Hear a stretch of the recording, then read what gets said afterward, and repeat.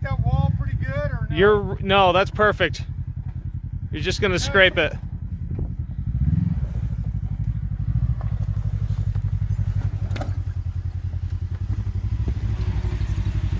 That looks good to me. Yeah, looks perfect. You're gonna go right up on the rock right now.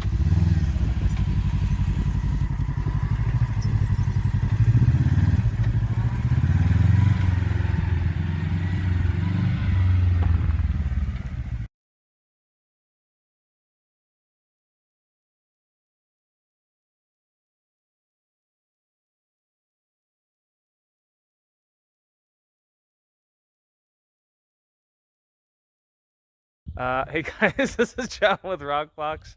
I am here with, I'm going to call him Mad Mike, although I think he goes by Maxxis Mike. Maxxis Mike is probably better, but he took us out. We're down in Hurricane, Utah, just outside of St. George, and we went on a freaking epic ride today. Dude, it was so much fun. It was a good time. It was a great time, all the way over to Colorado City, which Colorado City for lunch. That was kind of cool. I've never been out there. You hear lots of stories, right. but that was super fun. So we had a Razor with us, and then two of the new Kawasaki KRXs, right. Both with 35-inch tires, which I think is kind of a cool thing. Bone stock vehicles otherwise. Right. Well, and that is the unique thing, because the KRX is one of the few vehicles stock that can fit a 35 without changing suspension. So even a tire as big as that, it's not going to rub anywhere. It's not going to hit any plastics. And that's under full compression of suspension as well. So it's an amazing car for a ton of reasons. The fact you can fit a big old 35, but it's the best rock crawler out there. I mean, I've had so many different kinds of cars. They all do an amazing job. This one, though, the shining star of rock crawling.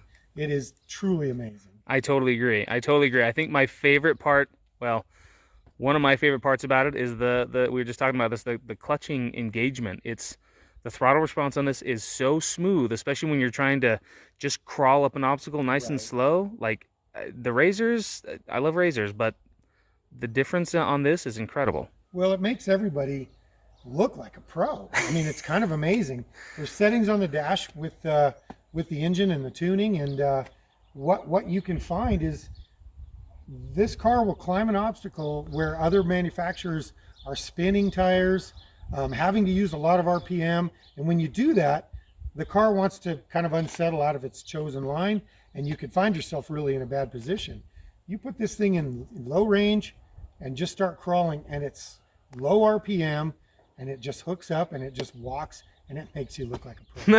It really does. That's really true. All right, well, Mike, I don't want to hold you up all day, but I am curious. I want to hear a little bit more about these Maxxis Roxxillas. So these are 35 by 15s, correct? Right, correct. Yeah, this is our 35, 10, 15. In the 35, we only make it in a competition compound. So as you can see, it's just extremely flexible rubber.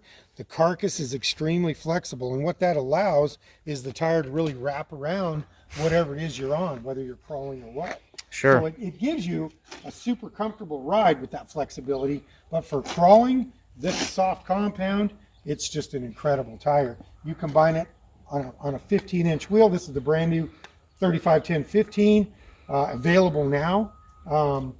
You put it on this car, and it's just an unbeatable combination. That's true.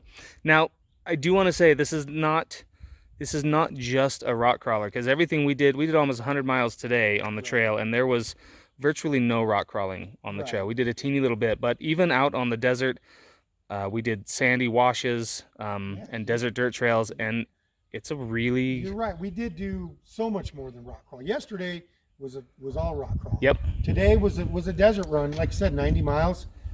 We were tapped out. We were doing 65, 70 miles an hour for many parts of it. So it's a super stable tire at those speeds as well. So, you know, the tread pattern, people are concerned when you talk about a competition compound. Anytime you have gummy rubber, it typically is going to wear out fast. But when you have tread pattern that's this close, it actually truly doesn't wear out any faster than a standard compound tire. So you get the benefits of gummy, but it still lasts because of that. And then the way we designed these wings to come off the sides, the actual contact patch is only about 9 inches wide. Okay. And the reason that matters is it's hard when you have a real 10 or 12-inch wide tire on the steering components. That's true. So you do this, you combine it with gummy rubber, you still get all the traction you want, and it doesn't wear out the components. These wings here, when you get into loose soil or even sand, who would think that a big rock crawl tire would be a good sand tire? But these wings, you know, the tire drops this deep in the sand, and these wings paddle sand like you wouldn't believe. That's true. It actually is a phenomenal sand tire too. So one more unique thing about this particular setup. So I noticed when I was looking for some different wheels for mine, these come stock with 15 by 8 inch rims. Right. And you're running 15 by 6 inch rims, correct? Yeah, this is the new KMC wheel, the new 15 they've made, and it's actually a desert rim. So the biggest difference is it's only 6 inches wide, which really sucks in the actual bead of the tire. Sure. And it narrows it up, stands it up even a little taller, and it works phenomenal for desert or rock crawling. So not an issue then to go a little bit narrower on the rim. You know, I was concerned probably at first, but this would be my chosen rim after running it. It works great. Well, they sure do look good. Yeah. All right. Well, Mike, thank you again. It has been a pleasure. I've been out here riding a couple of days with you. And see if I can do this. Yeah, we've just had an absolute ball. So, well, you're welcome anytime. If you have any questions on these about fitment, pricing, it's all at maxxis.com. Just click on the website. All the questions you'd ever have be answered. Sounds awesome, dude. Well, thank you very much. Thank you.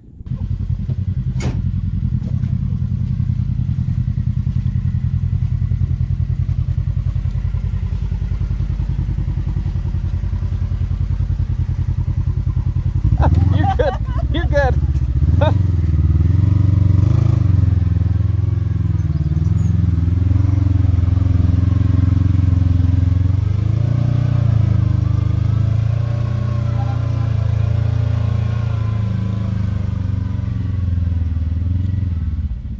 Wow.